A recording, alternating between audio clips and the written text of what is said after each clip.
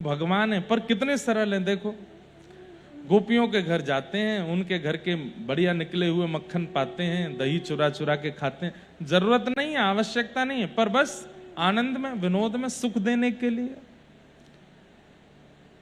हम लोग जरा सी किसी स्थिति में आ जाते हैं तो फिर इंसान को इंसान बोलना बंद कर देते हैं, आदमी को आदमी मानना बंद कर देते हैं। ऐसा नहीं होना चाहिए। अपनी सरलता का त्याग मत करो। जितने दीन बनोगे, जितने सरल बनोगे, जितने सहज बनोगे, उतने ज्यादा ठाकुर जी को प्रिय लगोगे। भौंदू बन जाओ। कितने भी श्रेष्ठ बनने के बाद में अति सरल रहो, अति प्रसन्न रहो, अति दीन रहो। ठाकुर जी को ये गुण ज्यादा प्रिय हैं। मैंने पहले दिन भी कथा में, दूसरे दिन कथा में कहा था कि हम लोग साधन पर ज्यादा ध्यान देते हैं। साधन मतलब नाम जप हो, ठीक है, होना चाहिए। परिक्रमा लगे, ठीक है, होनी चाहिए। ठाकुर जी की अष्टयाम सेवा हो, ठीक है, होनी चाहिए। साधन पर ज्यादा ध्यान देते हैं, अपने निर्माण पर कम ध्यान देते हैं। मैं अपने विचार शुद्ध करूं, अपना व्यवहार शुद्ध करूं, अपने मन को शुद्ध करूं, ये ईर्ष्या, द्वेष, अभिनिवेश, ये सारे लक्षणों को मैं निकालूं, इस पर हमारी ज्यादा ध्यान नहीं जाता। और इससे पता क्या होता है, व्यक्ति जब अपने निर्माण पर ध्यान नहीं देता, केवल साधन पर ध्यान देता है, तो साधन का अभिमान उसके अंदर आ जाता है। हम तो सुबह 4 बजे उठते हैं महाराज जी, 4 बजे उठ करके इतना नाम जप करते हैं। रोज की 16 माला फिक्स है मेरी, चाहे कुछ हो जाए इधर से उधर, मैं नहीं छोड़ता। उसके बाद मुझे ऐसा करना है, उसके बाद मुझे ये करना है, उसके बाद वहां जाना है, और ये मेरा फिक्स है, रूटीन है महाराज जी, चाहे इधर उधर हो जाए। अब इसमें क्या दिख रहा है? साधन का अभिमान। व्यक्ति अपना निर्माण नहीं कर पाता। और पता है भगवत प्राप्त व्यक्ति कैसा होता है, उसका स्वरूप कैसा होता है? अत्यंत साधन करता है, अत्यंत ज्ञानी है, अत्यंत वैष्णव है, अत्यंत प्रेमी भक्त है, लेकिन आपको पता नहीं चल सकता। वो छुपाता है, वो बताता नहीं है, उसको गौड़ रखता है, उसको गोपनीय रखता है। भक्ति में आजकल एक स्वरूप आ गया है कि हम कुछ भी करते हैं उसका प्रचार करने की बहुत इच्छा हो जाती है, लेकिन भगवत प्राप्त करने वाला व्यक्ति भक्ति का प्रचार नहीं करता, उसको गोपनीय रखता है। अब हम बहुत प्रचार करते हैं, हम कथा में कई बातें अपने अंतरंग लीलाएं, अंतरंग ठाकुर जी के संग क्या हुआ वो भी बता देते हैं। 6 महीने तक हमको फिर लीला का अनुभव नहीं होता, घाटे में रहते हैं हम। क्यों? क्योंकि प्रचार में है। प्रचार के कारण कई अनुभव नहीं हो पाते। फिर ठाकुर जी से बड़ी प्रार्थना करनी पड़ती है, लाल जी कछु करो ना लीला। अब बहुत दिन है, कुछ लीला नहीं कराई है, कुछ अनुभव नहीं कराया। फिर ठाकुर जी जैसे तैसे कुछ अनुभव कराते हैं। अब जैसे एक छोटी सी एक लीला सुनाऊं। अभी नासिक में कथा थी, तो नासिक में अभी हमने लाल जी का ब्याहुला हुआ, तो लाल जी की आज्ञा हुई कि अब हम घर रहेंगे, अब हम ज्यादा बाहर नहीं जाएंगे कथाओं में। और फिर लाल जी से और आज्ञा ली, तो लाल जी ने आज्ञा की जहां तुम दोनों युगल जाओगे वहां मैं जाऊंगा, नहीं तो मैं नहीं जाऊंगा। तो एक को ठाकुर जी की सेवा में रहना पड़ता है। हम तो कहीं रहेंगे, हम तो भागवत जी की सेवा में रहते हैं। तो वहां बहू जी भी आई थी नासिक में, तो लाल जी आए। लाल जी वहां विराजे। 4-5 दिन रहने के बाद अब उनको जाना पड़ा वापस नासिक से। लाल जी को वहीं रुकना था, और जिस दिन वो गई हैं वहां से, उस दिन लाल जी का नौका विहार था।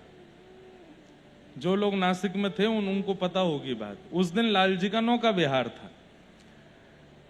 अब आप सोचिए क्या किया लाल जी ने। हम दोनों रहेंगे तो उनकी सेवा चलेगी, एक भी इधर उधर हुआ तो वो सेवा में राजी नहीं होते।